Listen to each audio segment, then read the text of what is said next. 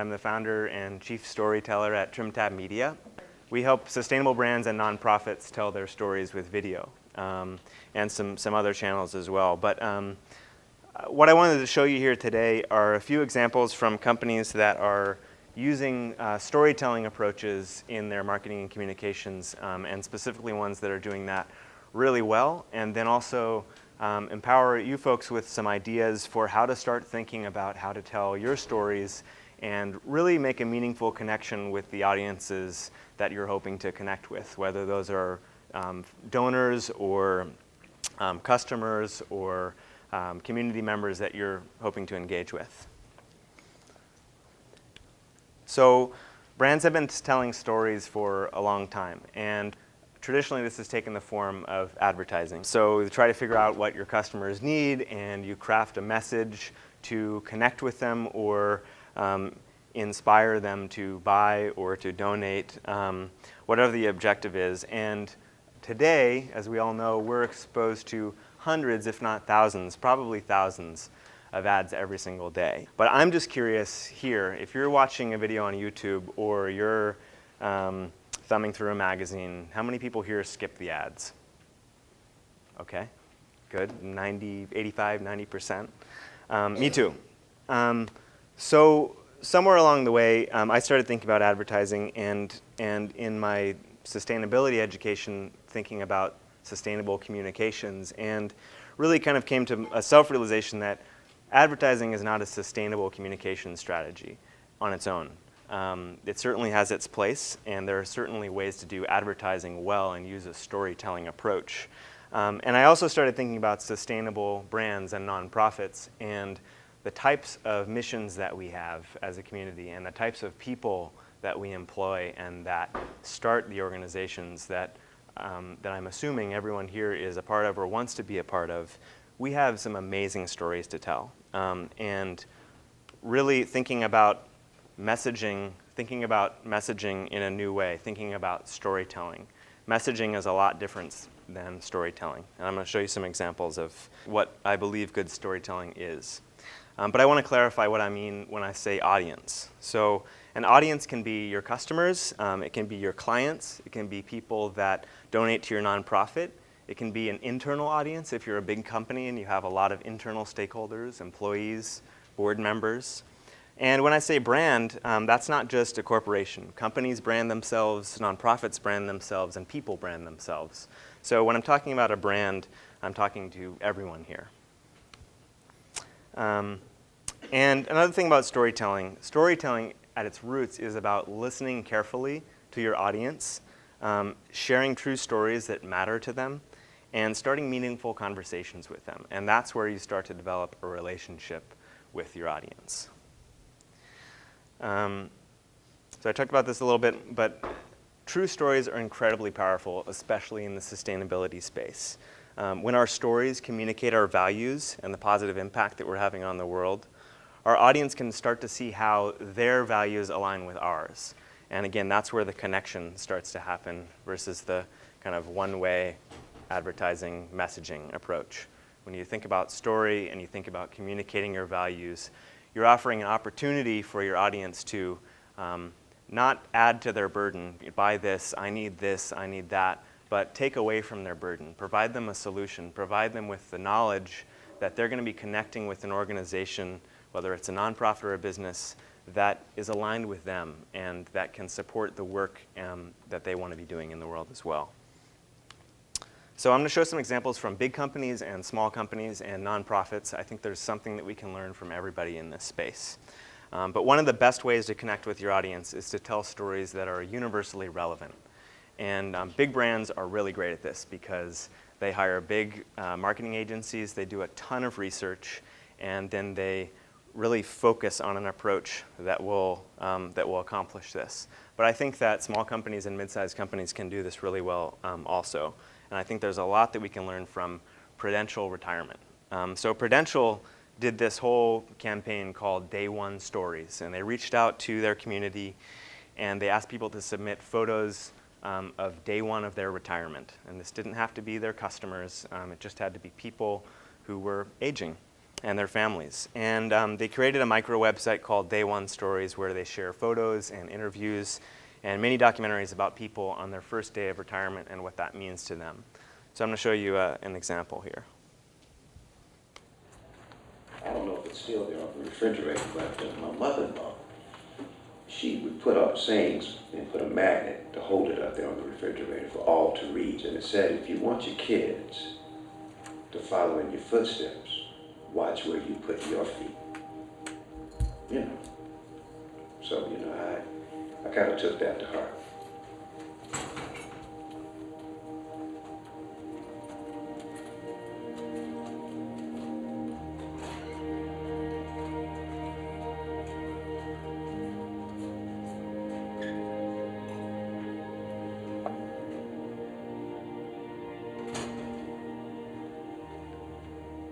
People, they look at you and determine whether or not you can dress them. When I first started, I was just selling, you know, sort of clerking, I should say is really the word.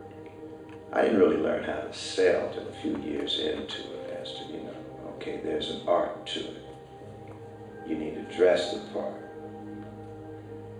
I sold suits, men's suits, for 19 years. I just became firm about it. I'm done. The moment I could access the retirement plan, you know, I'm out of here. There was a little bit of trepidation. Well, not quite know what the next phase was going to be, you know, because you've been, you know, this is what you've been doing. You know, working. And now you're talking about, well, you know, I won't be. And when things really become really crystallized, things, you know, it's like it just hits you fast. You know, you start thinking about what's really important here. I actually envisioned and looked forward to the time of being a grandfather. It's almost like I had skipped the father part, but I look forward to this time here. You know, and my grandson calls me Grandpa. My littlest one, my great-granddaughter, she calls me Papa. And see, that I just fall apart at the seams behind that kind of stuff. That's what makes me. You know, I think I can do it a little differently. For lack of a better word, I didn't want to suck as a father or as a grandfather. I just didn't want to do that. It is truly the first sunrise of the next phase of your life, you know. So far, so good.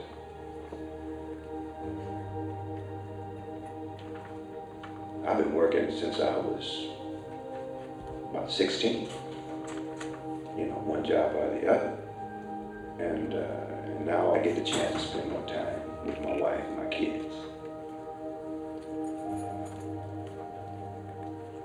He said, in marriage, when you start out, you take the woman and you get in the boat and the water is smooth as glass.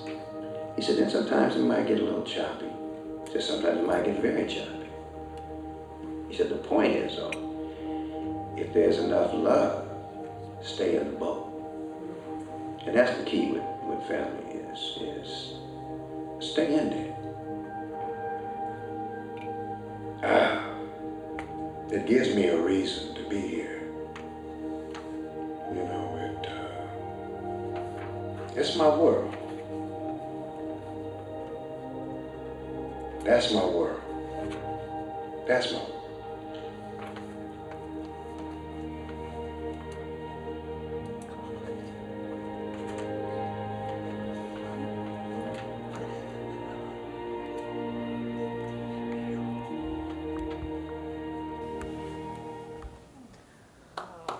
Yeah.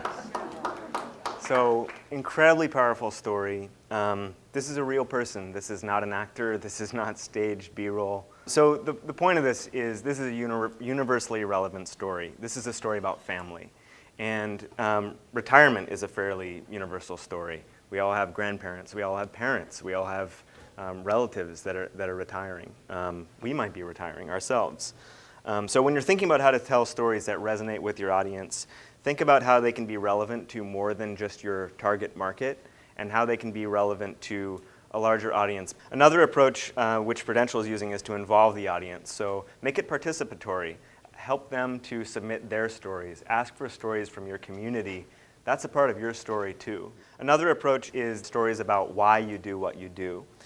And stories about why help connect your audience and help them get to know who you are and why you do what you do. And they're relevant because oftentimes that's where those shared values can be realized. So Charity Water does this really well, a pretty well nonprofit organization. They use a lot of video content to share what they do and why they do it. But let's just take 15, 20 seconds and turn to your neighbor and explain, let's take 30 seconds, maybe a minute, and explain why you do what you do to them. Not what you do, but why you do it.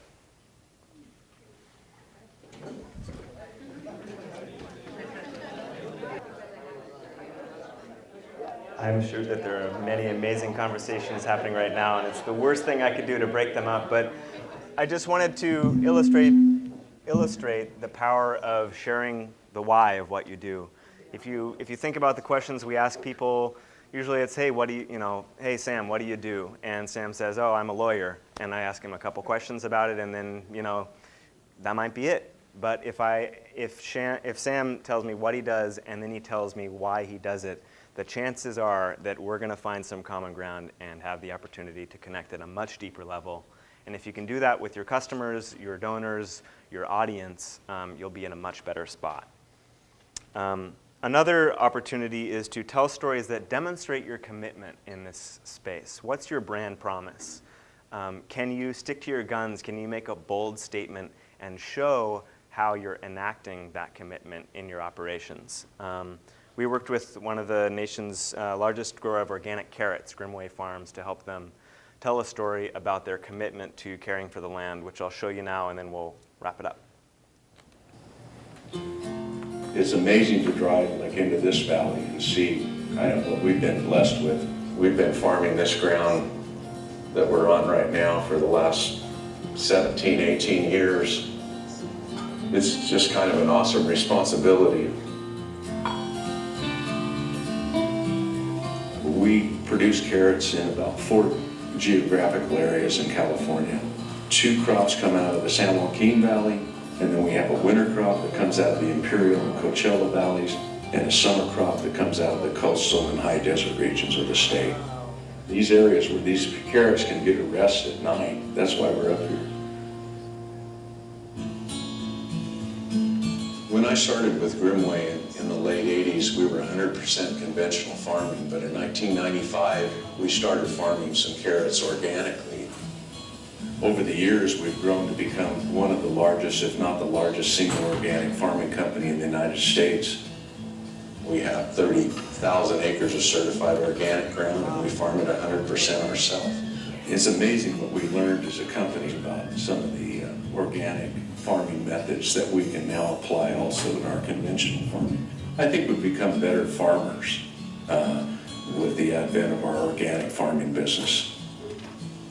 What we like to generally do is grow 1 carrot crop every 3 years.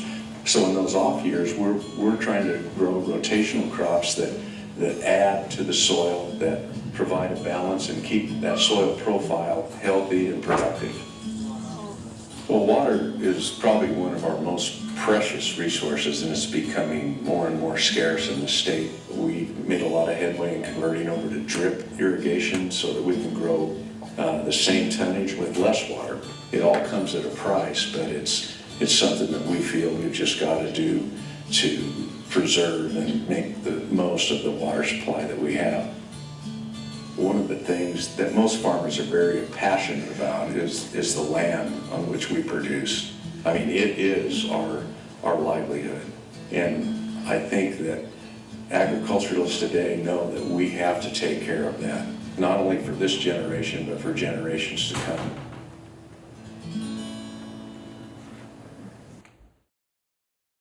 So I'm going over time right now, and I have a bunch more slides for you. But what I want to leave you here with is take the time to look within your organization and identify your audience, your values, and the opportunity to realize the shared values that your organization has with the people that you're trying to connect with, and create meaningful, relevant stories and share them to connect with that audience. And there's a whole bunch of ways that, as an organization, TrimTab helps our clients identify those stories and then tell them and then share them and get them seen. I'd love to talk more about those ideas with you, so see me afterwards or visit our booth in the expo hall. Thanks very much.